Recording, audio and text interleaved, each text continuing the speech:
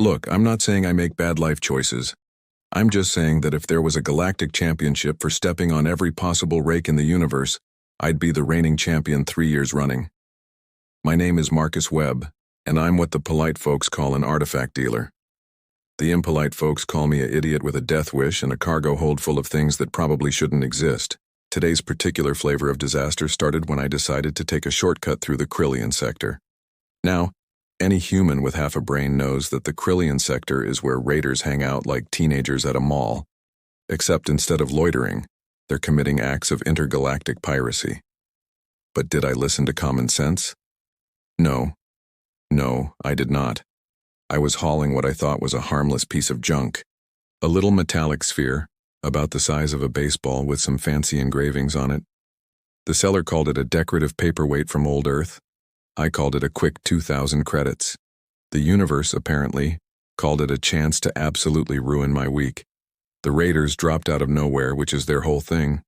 1 second I'm humming along to some classic rock from the 2080s.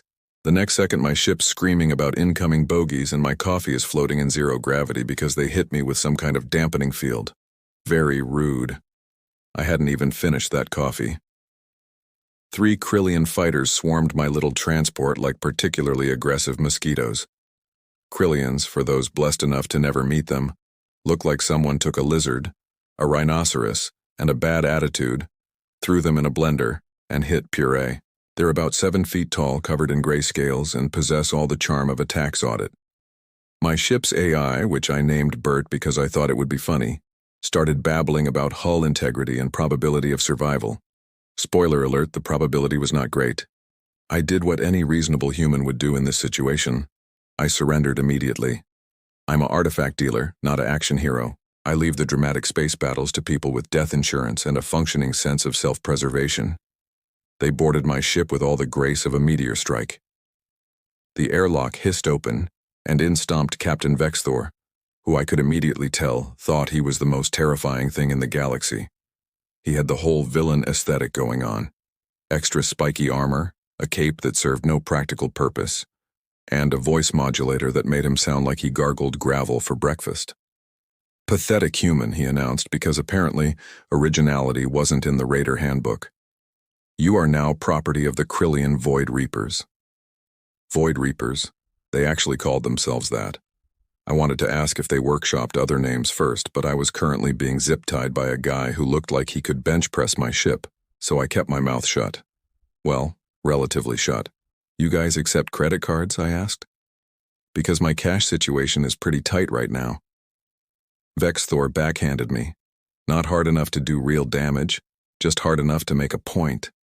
The point being that he was a jerk. Message received, buddy. They dragged me through my own ship while ransacking it. I watched them tear through my cargo bay, tossing aside perfectly good merchandise like savages. One of them found my stash of Earth chocolate and ate 3 bars in a row. Dude was gonna have a stomachache later. Krillian digestive systems can't process cocoa. I know this for a fact because I once saw one eat a Snickers bar and spend the next 4 hours in a bathroom. Cosmic justice exists, folks. Then they found my jacket. The jacket with the sphere in the pocket. That's when things started to get weird. The sphere, which had been perfectly quiet and well-behaved for the entire 3 days I'd owned it, started humming. Just a little vibration at first, barely noticeable. But I noticed. Oh, I noticed. Because I'm an artifact dealer, and when ancient human technology starts making noise, that's what we in the business call a very bad sign. What is that? One of the raiders asked, holding up my jacket. Laundry that desperately needs doing, I suggested. They threw me into their cargo hold, which smelled like a gym locker had a baby with a chemical plant. I landed on some crates marked with symbols I didn't recognize but probably meant explosives, or fragile, or do not stack human artifact dealers on top of this. The sphere was still humming, getting louder actually. I sat there in the dark, listening to that hum, and thought about my life choices. Specifically, I thought about the choice I'd made that morning to not read the item description more carefully. The seller's message had been pretty short. Decorative sphere, old Earth origin, minimal energy signature. Minimal energy signature. That should have been my first clue. When someone says minimal instead of none, they're hiding something. The hum escalated to a vibration, the kind of vibration you feel in your teeth. "Oh no," I whispered to the darkness. "Oh no, no, no." Because I'd just remembered something. Something important. Something I really should have remembered before I agreed to transport the thing. Humanity went through a phase about 200 years ago where we got really, really bored. See, we'd achieved post-scarcity economics, cured most diseases, and generally run out of problems to solve. So we did what humans do best when we're bored. We made weapons. Lots of weapons. Crazy weapons. Weapons that made the Geneva Convention look like a suggestion box. And then we got bored with the weapons and locked them all away. Most of them, anyway. The sphere in my pocket was vibrating hard enough now that I could feel it through the jacket fabric. It felt angry. Which was impossible because spheres don't have feelings. Right? Right? They came for me about 20 minutes later. The cargo hold door slammed open and in walked three of the ugliest faces the universe had ever assembled in one place.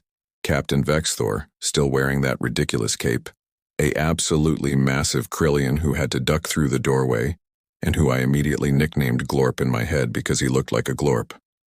And a smaller, wiry alien who looked significantly more intelligent than the other two combined, which wasn't saying much. "On your feet, human waste," Vexthor commanded. "Is that my official title now?" I asked, standing up with some difficulty because my hands were still zip-tied behind my back. Because I was hoping for something more creative. Human refuse? Terrestrial garbage? Earthling excrement? Glorp hit me, just walked up and slugged me right in the stomach. I doubled over, gasping, and immediately regretted my stance on creative insults. "Glorp," the smaller alien said with a sigh. "We need him conscious for interrogation." "Glorp just following orders," Glorp said. Apparently he spoke in third person. Fantastic. They dragged me to what passed for a bridge on this rust bucket of a ship. It looked like someone had designed a command center using only the concepts of threatening and poor lighting choices. Screens flickered with data I couldn't read. The whole place smelled like ozone and bad decisions. Vexthor threw himself into the captain's chair like he was posing for a portrait. "You will tell us everything about human shipping routes, cargo manifests, defense patterns." "I'm an independent contractor," I said. "I don't know anything about defense patterns. I barely know my own shipping routes. Last week I ended up in the Andromeda sector by accident." "Lies!" Vexthor slammed his fist on the armrest. "All humans are connected to the military-industrial complex. You are spies and soldiers pretending to be merchants." I blinked. "Have you met humans? We can't organize a birthday party without someone getting mad about the cake flavor. You think we're coordinated enough for a galaxy-wide spy network?" The smaller alien, who I'd mentally named Pip because they looked like a pip, was studying a data pad. "Captain, his records indicate he's exactly what he claims. A low-level trader with a history of bad navigation and worse financial decisions." "Thank you, Pip," I muttered. "That wasn't a compliment," Pip said without looking up. The sphere in my jacket pocket, which they'd tossed onto a nearby console, was humming louder now. I could see it vibrating, actually moving slightly on the metal surface. I said. "So we should probably talk about that sphere." "Silence," Vexthor roared. "We will discuss what I decide to discuss." "No, seriously, we really should talk about the sphere." Glorp hit me again. I was starting to take it personally. "The sphere is worthless human junk," Vexthor said. "Our scanners detected no weapon signatures, no advanced technology. It is a trinket." Pip looked up from their datapad, noticed the vibrating sphere, and their eyes went wide. All three of them. Pip had 3 eyes. "Captain, that object is emitting an increasing energy field.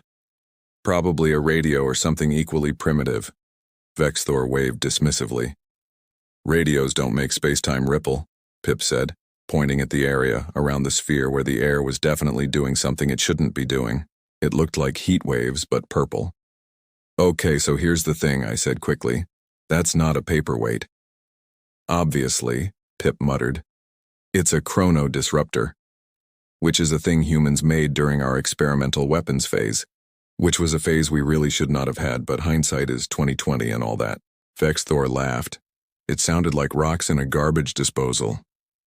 Humans cannot create temporal technology. You barely mastered faster than light travel. You expect us to believe your primitive species weaponized time itself? Yes, I said. Because we absolutely did. We were bored and someone said, hey, what if we could make a bomb that doesn't just kill you, but kills you yesterday too? And then someone else said, I bet I could build that. And then they did build it and everyone agreed it was a terrible idea. And we locked them all away. Most of them, I added quietly. The sphere was now glowing. Faintly, but definitely glowing. Purple light pulsed from the engravings on its surface in a rhythm that felt wrong. Like a heartbeat played backward, Pip was frantically scanning it with every device they had. Captain, the human is correct. This is a temporal anomaly device, and it's approaching activation threshold. Glorp doesn't understand big words, Glorp said. It means we are all going to experience some very unpleasant time-related side effects if we don't shut it down. Pip translated. Vexthor stood up from his chair, walked over to the sphere, and stared at it. A weapon that controls time. If true, this is the most valuable object in the sector. It's really not, I said desperately. It's the most dangerous object in the sector. There's a difference. One makes you rich, the other makes you dead. Or unborn. Or both. Temporal mechanics are weird. We will sell it to the highest bidder, Vexthor decided. The Krillian Void Reapers will be legends, feared across the galaxy. You'll be paradoxes across the galaxy, I corrected. Those things don't have a safe mode. They don't have an off switch. They have a very specific shutdown sequence that requires authorization codes that only a handful of people in the universe know. Pip looked at me. Do you know the codes? Maybe, I lied. I absolutely knew the codes. I'd been required to memorize them when I got my artifact dealer license specifically for situations like this. But I wasn't about to tell these geniuses that. The sphere's humming hit a frequency that made my fillings hurt. On the view screen behind Vexthor, I could see the stars outside the ship starting to streak and blur. Captain? Pip said nervously. Reality is breaking. Nonsense, Vexthor said. Then Glorp punched himself in the face. Glorp didn't do that, Glorp yelled, holding his face. Glorp's fist moved on its own. No, you did it, I said, watching with fascination. You just did it 3 seconds from now. Time's starting to hiccup. And then it happened again. Glorp's fist shot out and clocked himself right in the jaw. He stumbled backward, genuinely confused about why his own body was betraying him. This is impossible, Vexthor shouted. This is physics, I shouted back. Extremely dangerous, poorly understood. Why did we ever think this was a good idea, physics? The sphere wasn't just humming anymore. It was singing. A high-pitched tone that seemed to come from everywhere and nowhere at once. The purple glow intensified, washing over the bridge in waves of light that made everything look like a corrupted video file. Pip was hammering at their console. Captain, ship's systems are experiencing temporal desynchronization. The port engines think it's Tuesday. The starboard engines think it's last month, and the navigation computer just filed for early retirement. Fix it, Vexthor commanded. Fix time? Sure, I'll just recalibrate the universe. Give me a second. I would have laughed if I wasn't terrified. You need to let me shut it down, right now, before this gets worse. It can get worse? Glorp asked, right before punching himself in the face for a third time. He was developing a pretty solid bruise on his left cheek. Oh, it can get so much worse, I said. This is just the warm-up. The device is establishing a temporal field. Once it fully activates, we're all going to experience some really creative timeline violations. As if on cue, the bridge door opened and another Glorp walked in. This Glorp was older, grayer, and looked exhausted. He took one look at the scene, said, "Not again," and walked back out. Was that Glorp's father? Present Glorp asked. That was you from about 30 years in the future, I explained. Which means this timeline is stable enough for temporal echoes to manifest. That's bad. That's really bad. Vexthor drew his weapon, some kind of plasma pistol that looked like it was overcompensating for something. He pointed it at me. You will explain how to deactivate this device, now. Or what, you'll shoot me? In a temporal anomaly field? Do you want to find out what happens when plasma weaponry interacts with fractured causality? Because I don't. I really, really don't. The sphere pulsed. Everything on the bridge lurched backward. Suddenly we were all standing in slightly different positions. Vexthor was back in his chair. Pip was across the room. Glorp was mid-punch to his own face again. Did we just jump back 30 seconds? Pip asked. More like 15, I said.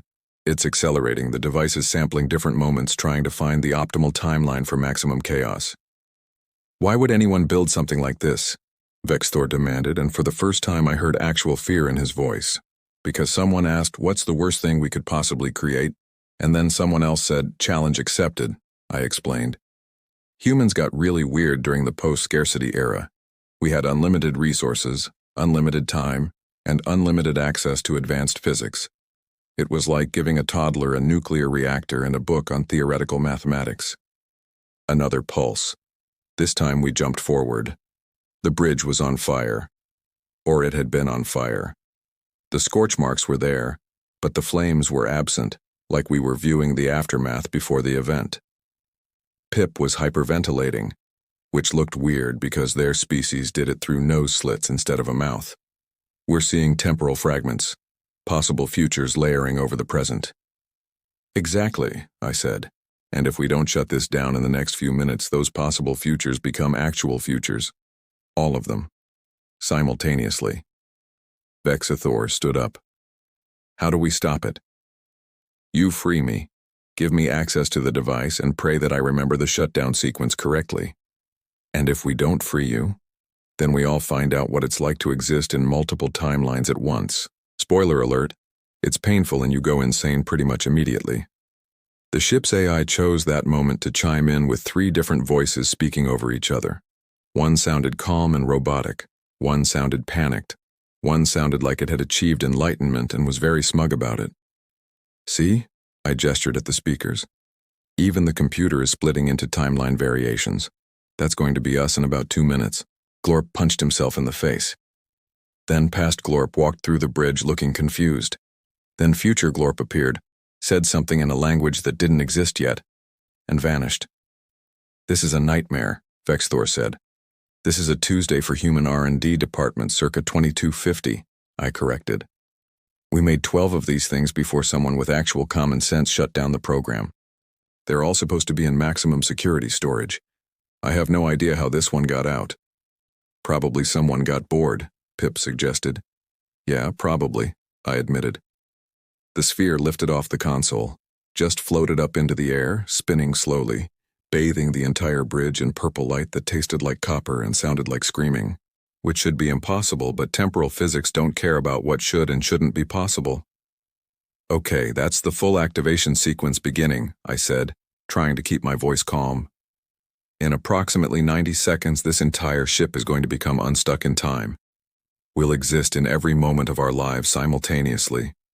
Birth, death, and everything in between all at once. Glorp doesn't want that, Glorp shouted. Nobody wants that, I shouted back. That's why you need to cut these zip ties and let me work. Vexthor looked at the sphere, then at me, then at Glorp, who was now surrounded by a dozen temporal copies of himself, all having a very confusing conversation. Fine, Vexthor said. But if you're lying... If I'm lying, we're all dead anyway, so the threat is kind of redundant, I interrupted. Pip cut my restraints with a small plasma cutter. I rubbed my wrists, walked over to the floating sphere, and reached out to touch it. Don't, Pip yelled. I have to, I yelled back. The interface is biometric. It needs to recognize human DNA. What if it doesn't recognize your DNA? Then I guess we find out if there's an afterlife.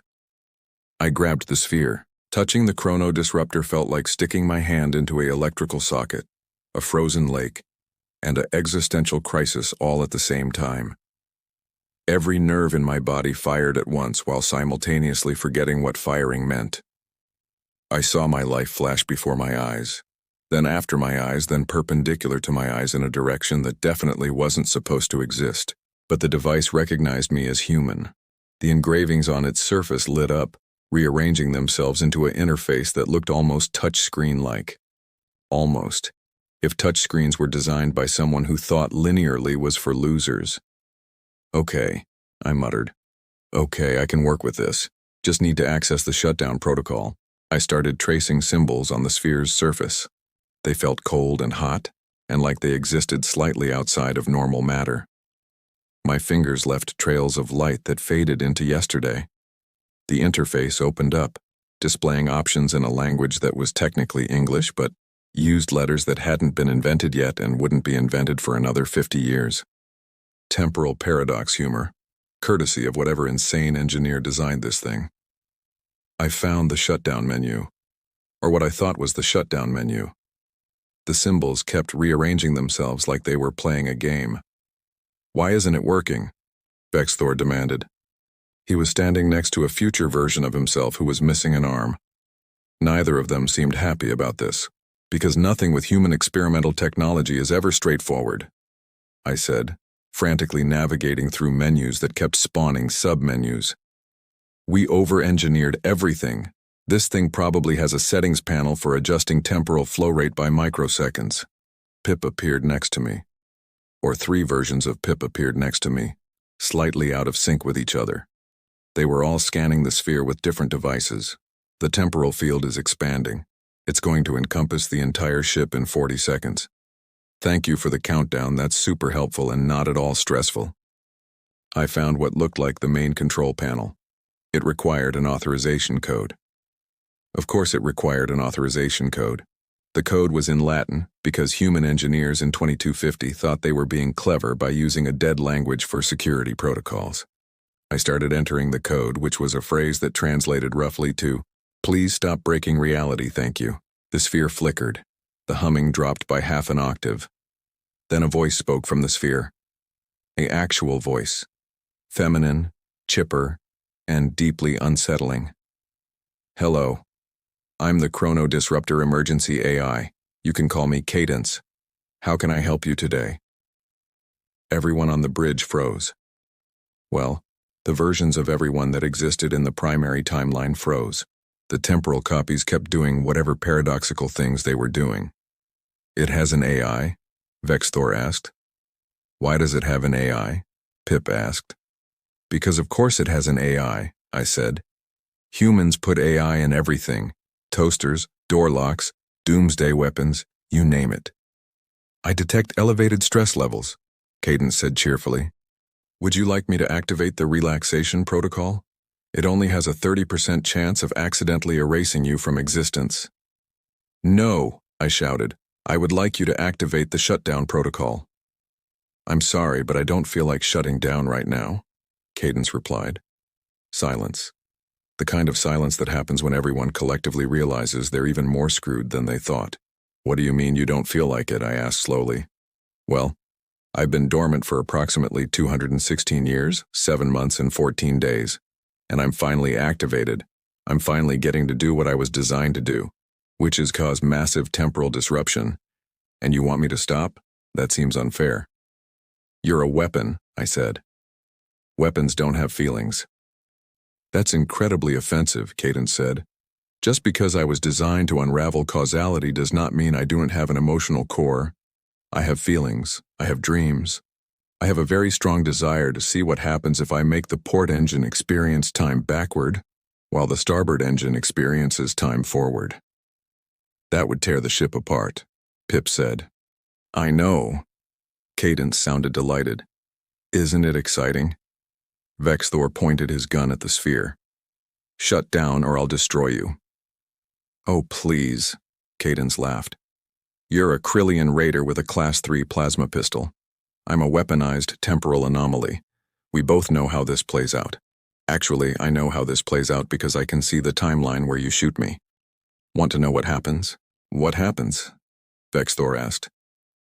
The plasma bolt enters the temporal field, gets stuck in a causality loop, and shoots you in the back of the head repeatedly for the rest of eternity. Or what passes for eternity from your perspective, which is about 6 seconds subjective time but infinite objective time. You die and then you keep dying. Forever. It's pretty gruesome. Bexthor lowered his weapon. Smart choice, Cadence said. See, Marcus understands.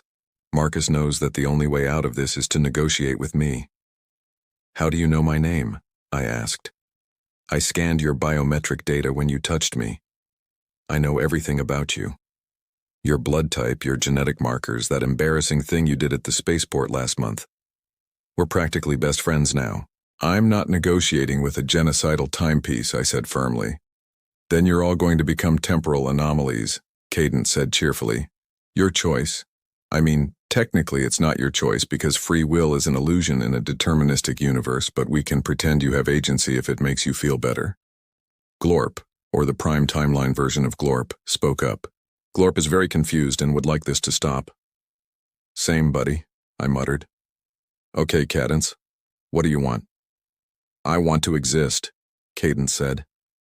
I want to experience things. I've been locked in a storage facility for 2 centuries watching literally nothing happen.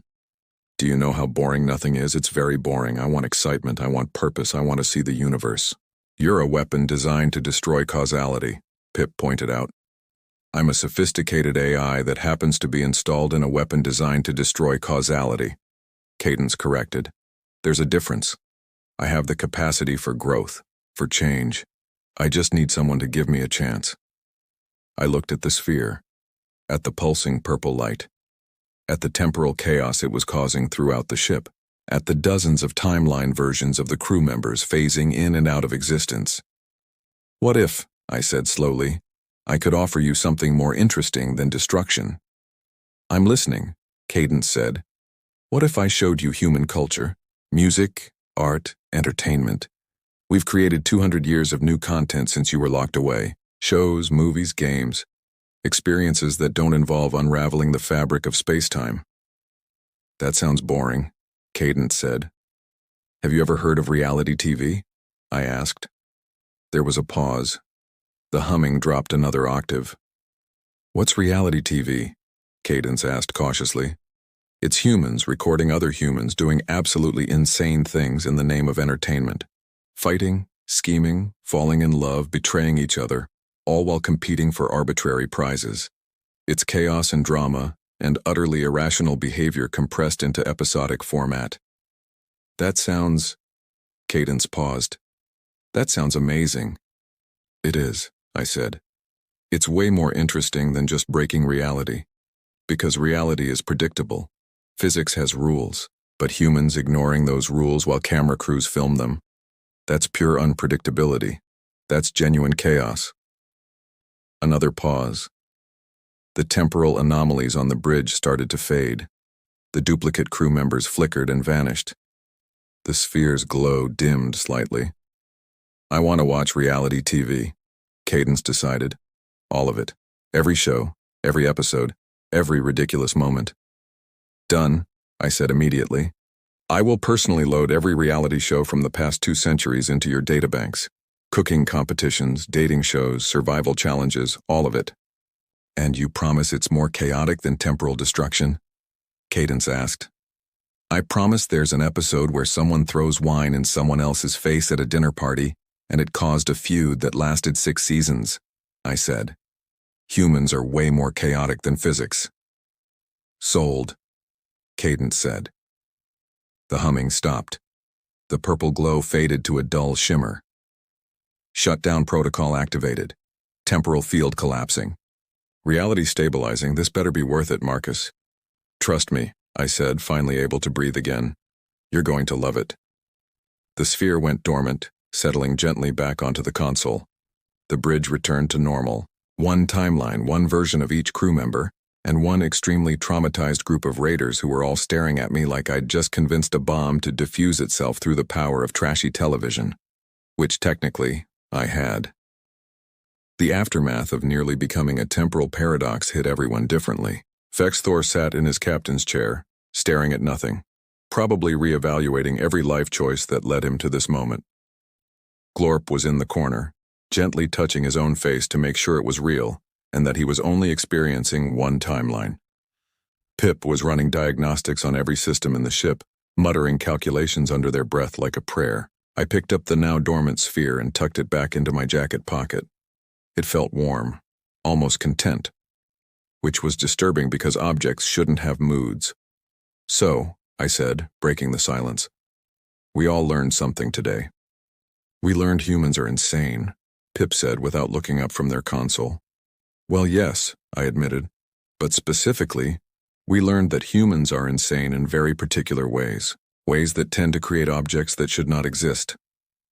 Vexthor finally looked at me. His eyes, which I guess were intimidating before, just looked tired now. Your species weaponized time itself. Why? Because we could, I said simply. That's really the only answer. Around 2240, humanity achieved what we call the boredom threshold. We'd solved poverty, disease, resource scarcity. We'd colonized 3 systems. We'd made peace with 6 alien species. And then we didn't know what to do with ourselves.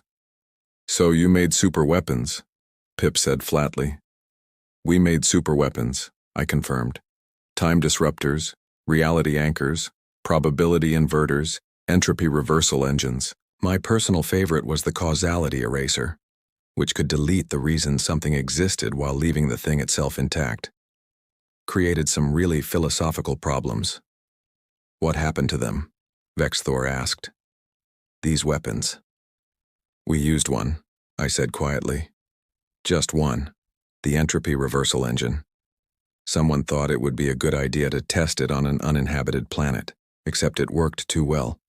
It reversed entropy so effectively that the planet started becoming younger, geologically younger. It reversed 4 billion years of planetary evolution in about 6 minutes. The bridge was silent except for the hum of the ship's engines. The planet became a ball of molten rock, I continued. All that history, all that potential for life, gone. Reverted to a state of primordial chaos, and we all stood there watching it happen and realized we'd gone too far. Way too far. So you locked them away, Pip said. We locked them away, I agreed. Voted on it, actually. Universal referendum. 98% of humanity agreed that we needed to stop. We called it the Prometheus Accords, named after the old Earth myth about the guy who stole fire from the gods and got punished for it. We decided we'd stolen too much fire. But you didn't destroy them, Vexthor pointed out. We couldn't, I said. Most of them can't be destroyed. They're too entangled with fundamental forces. Destroying a chronodisruptor might collapse the local timeline. Destroying a reality anchor might cause a dimensional breach. So we locked them in maximum security vaults and swore never to open them. Clearly that didn't work perfectly, Pip said, gesturing at my pocket where the sphere rested. No, I sighed. No, it didn't. Someone always gets curious. Someone always thinks they're smart enough to control it. Someone always... An alarm blared on the console. Pip's eyes went wide as they read the display. Captain, we have a problem. Another one? Vexthor asked wearily. Multiple timeline signatures detected in adjacent space, Pip said, their voice tense. It's the temporal echoes from the disruption. They created ripples in the local space-time. Ghosts of the ship are phasing in and out of our reality. I walked over to the view screen.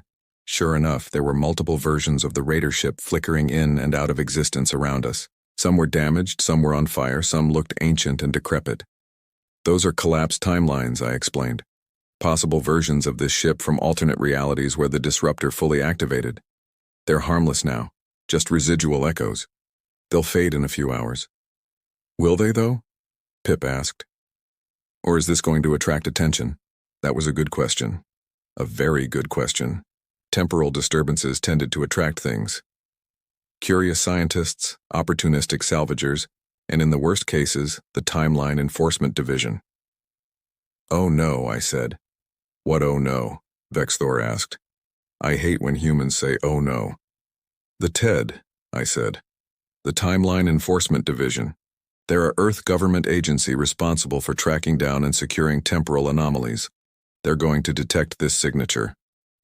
And, Vexthor prompted, and they're going to come here looking for the disruptor. And when they find it in the possession of Krillian raiders, they're going to assume you stole it intentionally, which means you'll be charged with temporal theft, unlawful possession of a Class X weapon, and probably a few counts of endangering the timeline. We didn't steal it, Vexathor protested. We stole you, and you had it. Try explaining that to the TED agents, I said. They shoot first and ask questions later. Sometimes they shoot first and ask questions earlier, which is really confusing for everyone involved. Glorp stood up. Glorp doesn't want to be shot earlier. Nobody wants to be shot earlier, Glorp, Pip said, frantically working their console. Captain, I recommend we release the human immediately and claim ignorance of the device's existence. Agreed, Vexthor said quickly. He looked at me with something that might have been respect or possibly just fear. You are free to go, human. Take your cursed sphere with you. We will speak nothing of this encounter to anyone. Smart choice, I said. But before I go, let me give you some advice. Free advice which I normally don't do, so pay attention. The three of them looked at me. Humans are the species that got so bored with peace that we started making apocalypse toys for fun. And then we got bored with those and locked them away. We're not warriors. We're not conquerors. We're just really, really good at creating things that should not exist and then having second thoughts about it. So when you see a human ship, especially a small transport carrying random junk, maybe think twice before attacking it. Because you never know if that junk is actually a weaponized timeline eraser, or a reality anchor, or a probability inverter, or any of the other dozen nightmares we've created and scattered across the galaxy. I walked toward the airlock, then paused and turned back. And one more thing. The reason we locked these weapons away isn't because we're scared of other species using them against us. It's because we're scared of what we might do with them ourselves. That's the real reason humans don't make weapons anymore. We're not afraid of you. We're afraid of us. The airlock door opened. My ship was still docked to theirs, miraculously intact. Oh, and Vexthor? I called back. Lose the cape. It's really not working for you. I heard him sputter as the airlock door closed behind me. My ship's AI, Bert, greeted me with what I swear was relief in its synthetic voice. Welcome back, Marcus. I calculated a 97% chance you would not return. Your confidence in me is inspiring, Bert, I said, settling into the pilot's chair. Disconnect from the raider ship and plot a course for literally anywhere else. Complying. Might I suggest the Nexus station? It's only 6 hours away and has adequate medical facilities for treating trauma. I'm not traumatized, I protested. You're talking to yourself, Bert pointed out.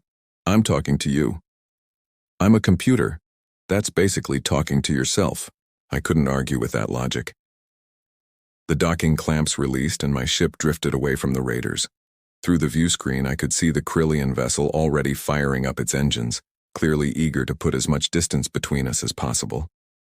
The temporal echoes were still flickering around us.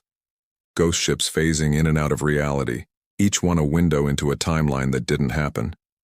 In one, the raider ship was a burning wreck. In another, it had somehow become a luxury yacht. In a third, it didn't exist at all, just empty space where it should have been. Bert, are we clear of the temporal interference? Affirmative.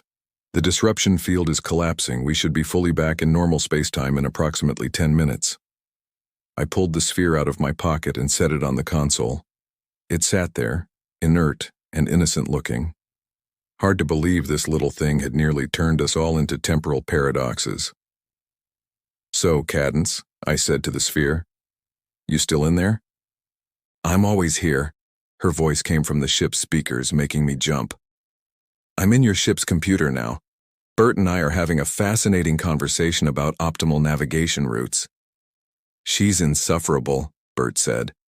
You're just mad because I'm smarter than you, Cadence replied. You're a weaponized AI that nearly destroyed causality. And yet here we are, causality intact. You're welcome, by the way. I rubbed my temples. Are you two going to argue the entire way back? Probably, they said in unison. Great, just great. I'd managed to survive a temporal catastrophe only to be stuck with two bickering AIs. This is what I got for being good at my job. My console beeped. Incoming message. I checked the ID, and my stomach dropped. It was from my contact who'd sold me the sphere in the first place. I opened the message. It was short and to the point.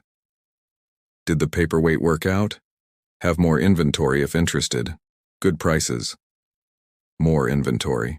More Prometheus Accord weapons floating around the black market. More chances for someone to accidentally end reality as we knew it. I should report this.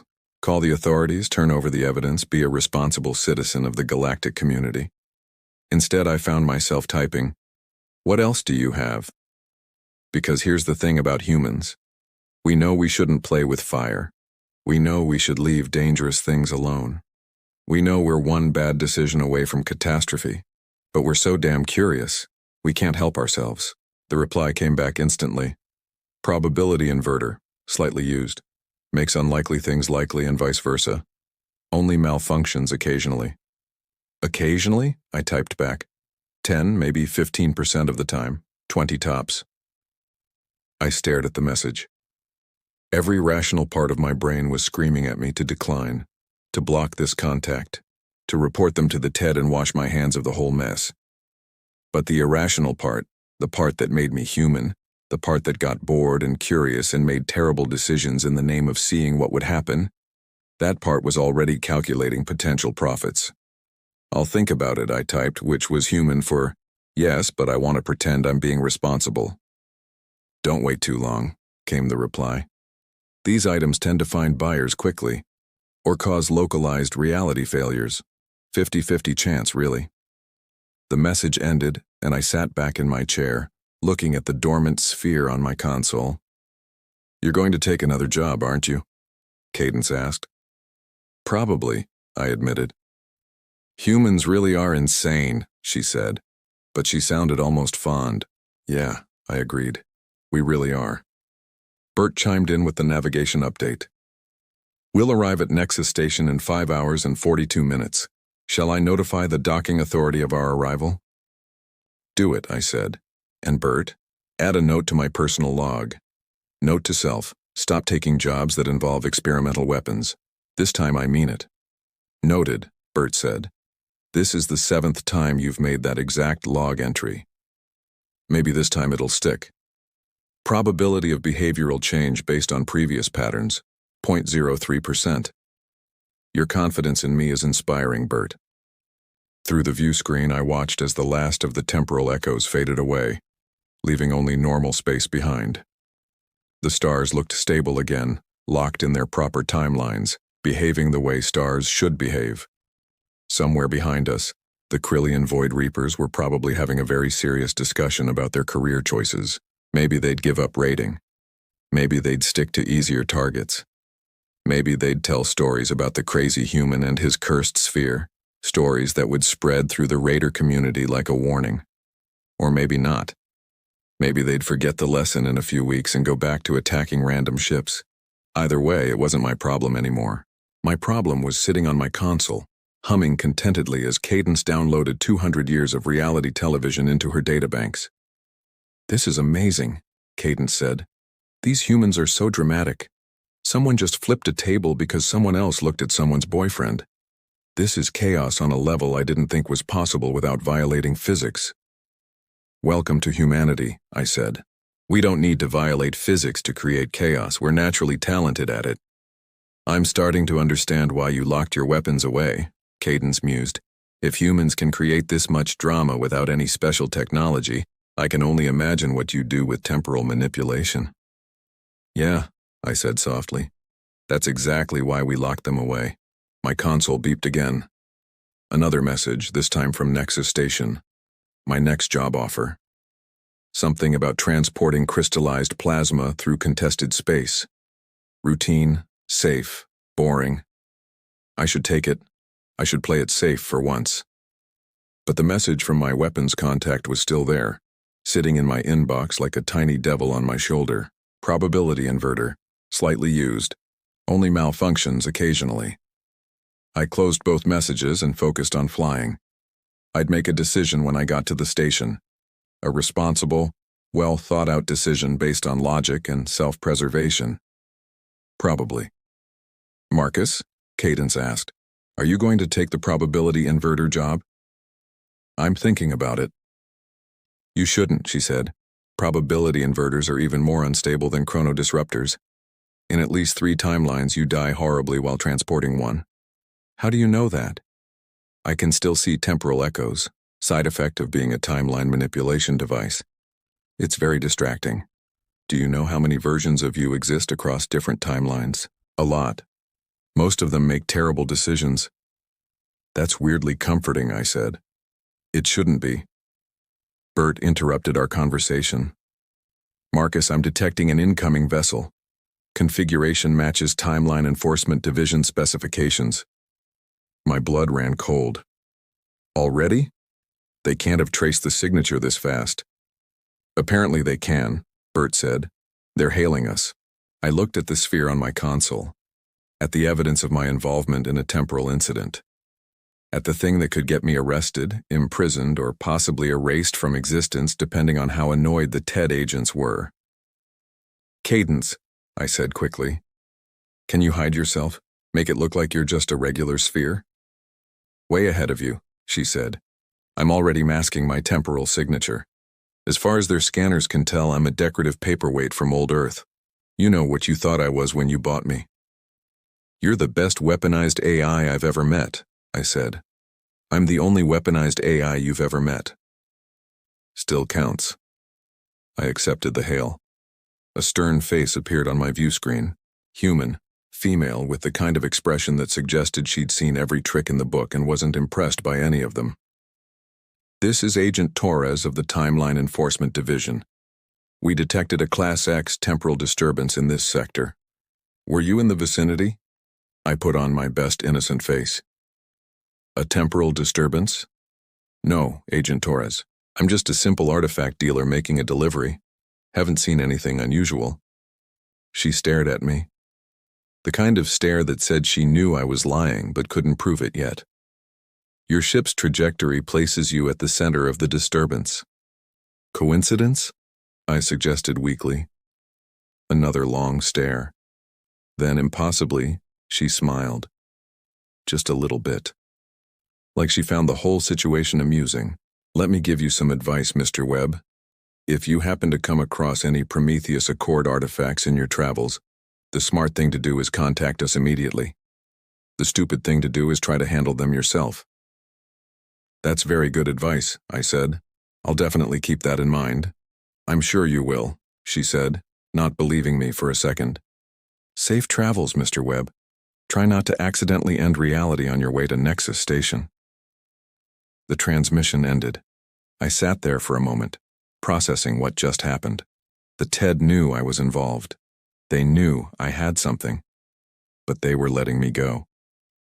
Why didn't she arrest you? Bert asked. Because she's smart, I said. If she arrests me, she has to deal with paperwork and investigations and all the bureaucratic nightmare that comes with Prometheus cases. Much easier to just give me a warning and hope I'll be too scared to do it again. Will you be too scared to do it again? Cadence asked. I looked at my inbox, at the message about the probability inverter. Ask me again when we get to the station, I said. 5 hours later, as Nexus Station grew larger on my view screen, my communicator pinged with another message from my weapons contact. Probability inverter still available. Also just acquired something called a quantum entanglement bomb. No idea what it does, but it looks cool. Interested? I stared at the message.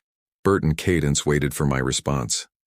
The smart thing to do was decline, block the contact, take the boring plasma delivery job, live a long, safe, unremarkable life. The human thing to do was ask for more details. Tell me about the bomb, I typed. Because that's what humans do. We know better. We absolutely know better. But we're so damn curious, and that more than any weapon we've ever created is probably the most dangerous thing about us.